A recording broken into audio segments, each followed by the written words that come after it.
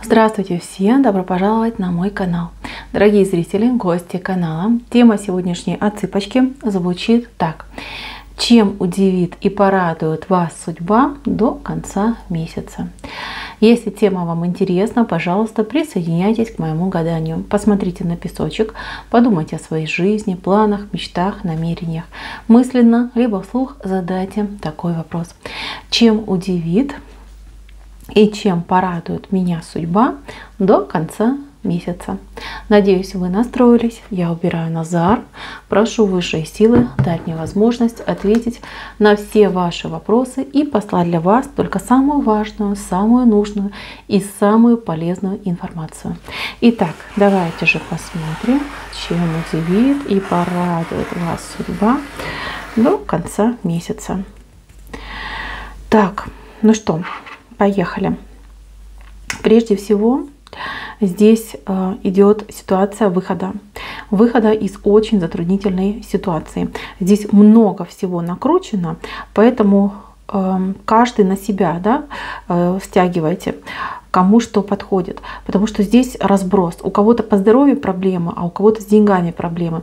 Кто-то в споре, в ссоре, а кто-то в жутком одиночестве. Понимаете, здесь вот такое происходит. Намешано, накручено. Возможно, много людей посмотрят именно эту отсыпочку, поэтому информация пришла крайне разная. Я буду по очереди все рассказывать, читать, а вы уж сами себе принимайте. Здесь явно не на одного человека рассчитано предсказание, потому что много каких-то вот таких моментов. Во-первых, смотрите, кто очень сильно поругался, поссорился, кто сейчас просто в какой-то такой сумасшедшей обиде находится, и над вами прям тучки такие грозовые летают. Вы, мои дорогие, до конца месяца обязательно помиритесь. И причем примирение будет такое, знаете, через силу. Вас кто-то заставит помириться. У кого-то это будет третий человек, который вас прям за руки возьмет, и примирит. У кого-то это сама судьба.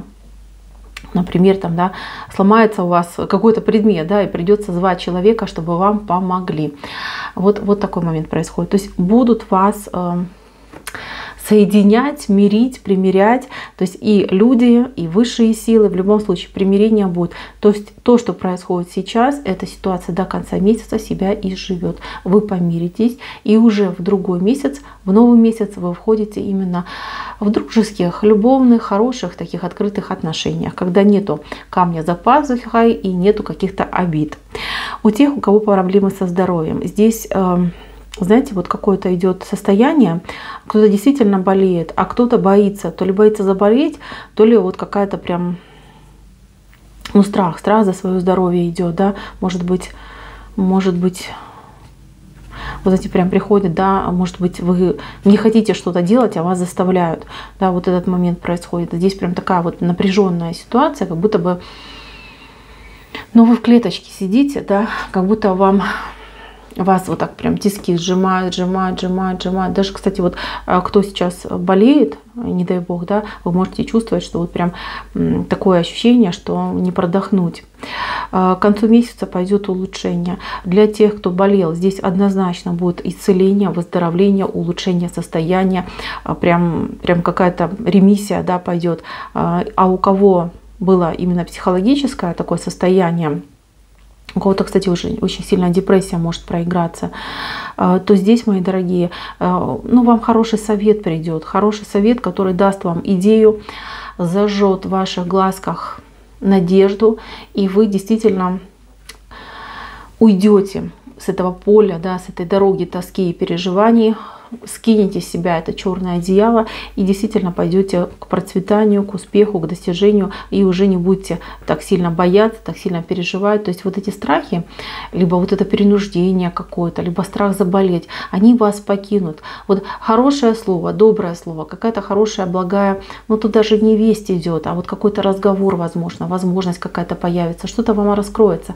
И вы благодаря этому, действительно, как переменитесь в лице, и уже не будете бояться, будет хотеться идти вперед и не оглядываться на ту ситуацию, которая вас страшила. Смотрите, у кого сейчас очень сильные финансовые проблемы, у кого-то я прям вижу, кто-то прям говорит, хоть петлю лезь. Вот это плохие мысли, не надо об этом думать.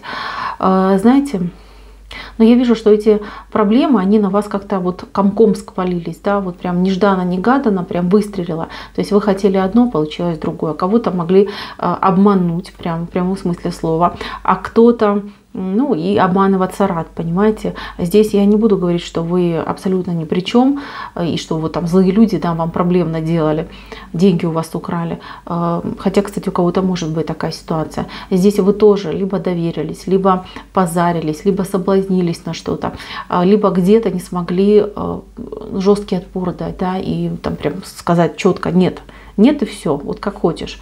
Я не буду это делать, да, я не буду там брать кредит, я не буду лезть в долги, то есть где-то вы не смогли. Сейчас, конечно, у вас прям просто пик этой проблемы, когда вот я вижу просто у вас какое-то прям такое ухудшение, вот в этом месяце ухудшение пошло именно вот по финансам. А здесь выход, знаете, какой будет? Вам нужно идти к своим кредиторам, либо к руководству и действительно говорить все как есть, что не хватает ни сил, ни возможностей, не могу оплачивать, либо не хватает денег, прям разговор нужно вести. Вот этот разговор, он вам поможет, либо вам этот долг разобьют на какие-то другие части, и вам будет проще и легче их выплачивать, либо вам, кстати, могут и премию какую-то внеочередную дать, и повысить, может быть, зарплату немного. То есть, понимаете, здесь выход есть, и выход этот в коммуникации заключается. В любом случае, сидеть, молчать, страдать нельзя. Дурные мысли нужно гнать, нужно искать решение. Решение, я вижу, что люди готовы вас выслушать, я вижу, что готовы пойти вам навстречу, и я вижу, что решение будет принято положительно, хорошее по отношению вот к вашему делу. Вы, знаете, вот даже если мысль такая к вам придет, да, что первый раз я не разочаровалась, да, либо не разочаровался, а наоборот, я вижу, что мир не без добрых людей, понимаете, вот такой момент происходит. Еще здесь у нас ситуация того, что одинокое сердце обретет себе пару. Вот главный рисунок, видите, сердце, и здесь два человека. И здесь, смотрите, партнер к вам идет, да, дорога в руках партнера. В руках, в ногах, вот как хотите. Здесь еще такая интимная подробность, да, что ваш партнер вот прям по соблазну, и вас будет соблазнять, и сам будет на вас соблазняться, либо будет соблазняться девушка на вас, да, если мужчина меня смотрит, а вы немножечко вот как скромничаете так в сторонке, типа надо, не надо, стоит, не стоит. Однозначно стоит. Да, может быть, эти отношения покажутся там легкими, может быть, это будет там страсть случиться с вами, да, но тем не менее, мои дорогие, эти отношения вам очень нужны, вам нужна эта разрядка, вам нужно почувствовать себя и любимым, и красивым, и нужным, и желанной. Это обязательно к исполнению. Поэтому не отказывайтесь, даже если это будет какой-то, я не знаю, там, курортный роман, да, какая-то временная история любви. Соглашайтесь. Вам это нужно, вам это полезно для того, чтобы ощутить себя живым человеком, ощутить себя привлекательным человеком, тем, кого можно любить, уважать, заботиться, о ком можно, понимаете, это должно случиться.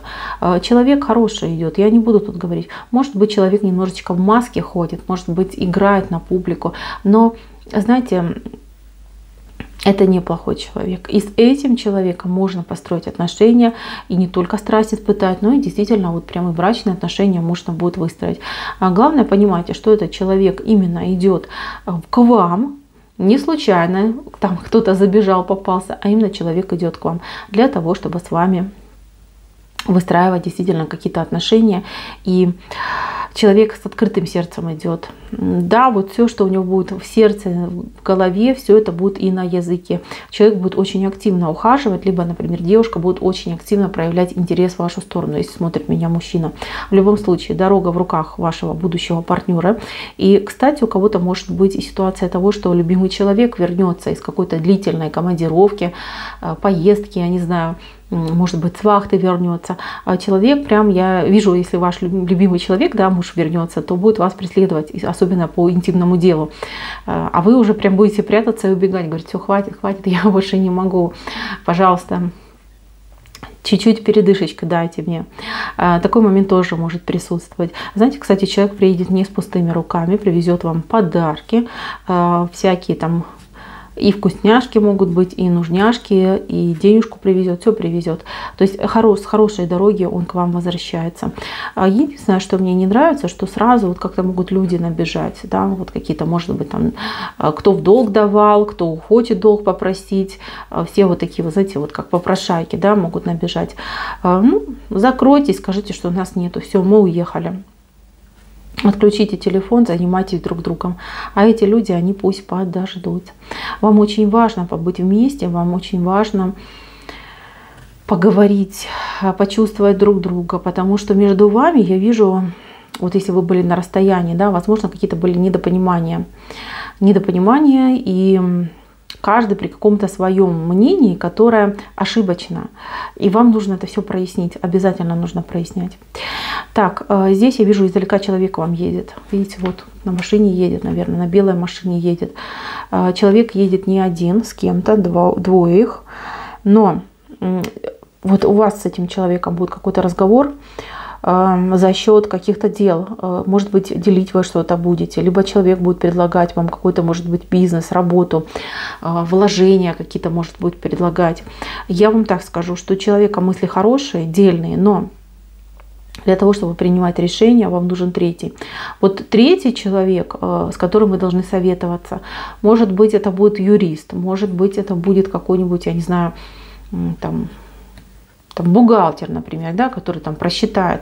Потому что здесь просто так решение принимать не надо. Этот человек вам может тут золотые горы наобещать, и будучи не совсем компетентным в том деле, о котором говорит, ну, заведет вас в какую-то тайгу, чтобы, главное, вы не разочаровались, да, и в пустое дело не вложились.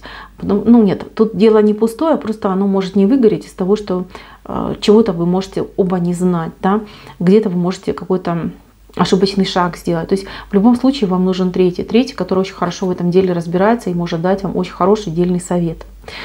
Так, здесь у кого проблемы с родственниками, да, тут могут быть там мама мужа, да, либо там бабушка его, либо там сестра, то есть дочка может быть, то есть какие-то проблемы с родственниками я вижу. Здесь прям холодная война может происходить и какое-то перетягивание каната, да, внимание, вы там им что-то закинули, они вам там обраточку, либо наоборот. То есть я вижу, что здесь война входит в какую-то острую фазу. Вам не нужно спорить и ругаться с ними, потому что они там какие-то непробиваемые. Вы об них, извините, лоб можете сломать, да, и зубы сломать. Там с ними по-другому нужно действовать. И здесь бы я, конечно, рекомендовала, во-первых, держать расстояние и стараться поменьше, чтобы ваш любимый человек туда ходил. Потому что там, вот я вам честно скажу, его накручивают. И, возможно, там что-то будет, вот какая-то проблема, что они скажут: ой, приходи, помоги, ты там нам нужен. Если ты не то никто, да, там не решит, не поможет. Вы либо вместе идите, либо его каким-то хитрым образом не пускайте, потому что его там могут против вас очень сильно накрутить. И это может обернуться, ну, неприятностью, да, для вас, для вашей пары. Вот кто знает, да, у кого такие вот сложные отношения в семье, не надо. Вы вместе ходите. Я вижу, что вам неприятны эти люди, но тем не менее, если вы вместе пойдете, у них не будет возможности, да, тет-а-тет с ним там пошушукаться, да, и ему что-то там в голову вложить не нужно и неприятное. Поэтому обезопасьте себя, идите вместе. Дороги до конца месяца у вас открыты, но какая-то дорога государственного характера у вас немножечко с препятствием идет. Препятствие это в виде, не знаю, ну, какое-то ограничение. Вот вы столкнетесь с каким-то ограничением. У вас все будет хорошо, правильно. Со той стороны тоже все будет вроде в порядке, но из-за вот этого какого-то глупого ограничения дело может, ну, отодвинуться, либо затянуться, либо придется несколько раз ходить. Вы не расстраивайтесь, не переживайте, знайте, что не вы первый, да, не вы последний человек, который, к сожалению, да, на это ограничение попадает. Это не против вас, и это не судьба против того, чтобы вы это делали. И это просто такая ситуация. Поэтому отнеситесь к этому с пониманием. Не расстраивайтесь, знайте, что в следующий раз у вас все получится. Так, мои дорогие, гадание мое на этом закончено. Спасибо всем за внимание. Всем пока-пока.